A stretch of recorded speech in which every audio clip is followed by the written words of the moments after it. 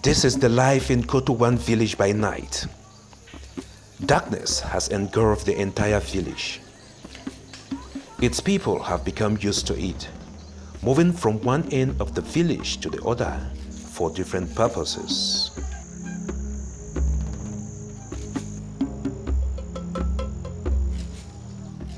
Other lighting devices are employed by villagers for commercial activities.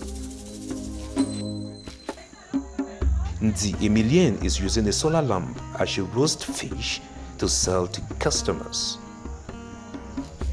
Mondwa Delphine, like Emilienne, serves her customers in the cafeteria with the aid of a solar lamp. Other commercial activities are undertaken with other light sources such as bush lamps and candles.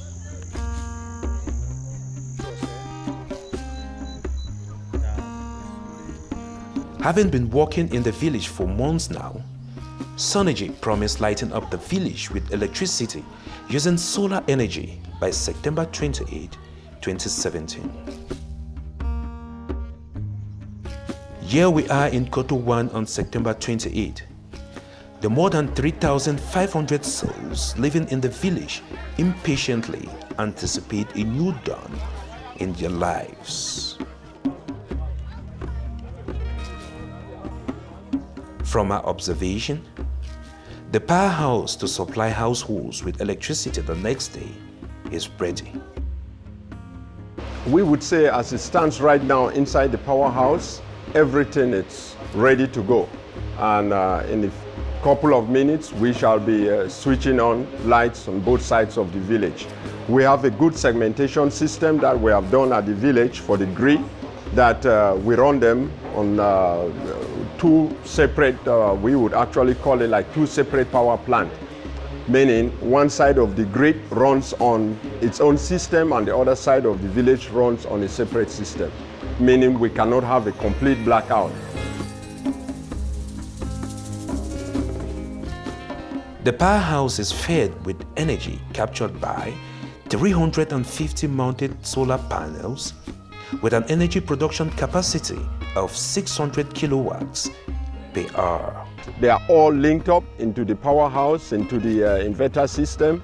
We have the 4 cabinets there that they've been divided into 2 separate power plants based on our grid structure. We would say it's one of the first off-grid system rated at this high. We are capable of producing 680 kilowatt hour. We have almost about 529 or 30 households, and we are capable of supplying them with enough electricity. We have done the test and it's working perfectly. To ensure that the technical system comprising connections and equipment work out well and supply the village without hitches, an engineer is brought in all the way from Poland to check and correct the entire process. I checked all the systems that are ready to go and to supply the village to the power.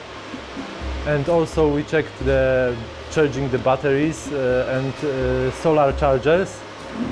That's what we have here. We have here inverter systems, solar systems, and also the batteries. We checked all these parts of the installation. We checked also the power, also the houses installations and the grid. So now we are sure to give the village the power.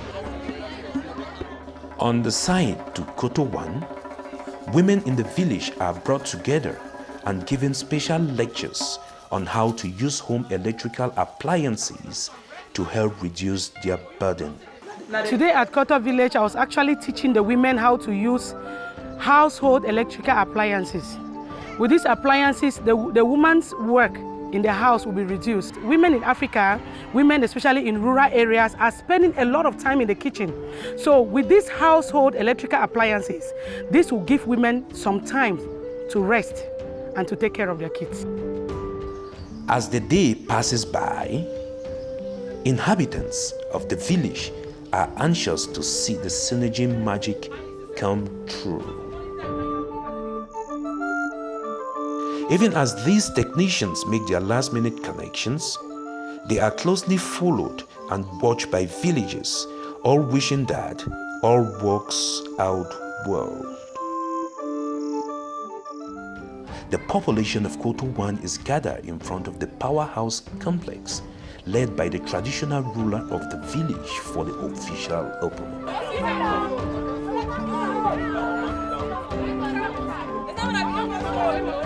The symbolic ribbon is cut by His Royal Majesty, Emmanuel Iyoke, who used the opportunity to celebrate the feat by SunErgy.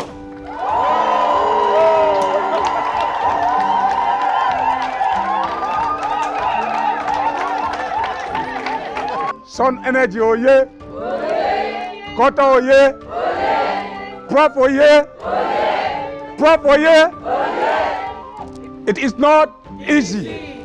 So we should respect Prof and the SunEnergy elements who are here.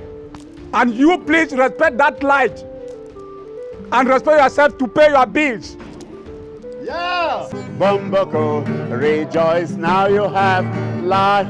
Bumbako, rejoice now you have The realization of this project in the heart of the African rainforest on the slopes of Mount Cameroon is a big achievement for the project initiators, because it will go a long way to better the living conditions of the people of Koto 1, who will now be able to use electricity, access internet and cable television, as well as microfinance services. Koto 1 now has electricity, and the people are truly happy, hoping that their living conditions are improved upon with the coming of electricity. All this time as they work will be there still for doubt. But today, a surprise for see the lights it come on. So I be very happy for see say my village Koto, it don't get light. I know say many things and where they be there for town, they go be too for my village.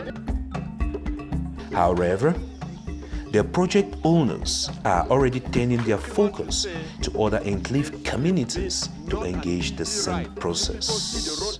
There is so much more to be done. Only in Cameroon there are 10,000 villages without access to electricity. And sub-Sahara Africa, there are 800 million people without access to electricity. And on the global scale, it is 1.5 billion. So we should not rest.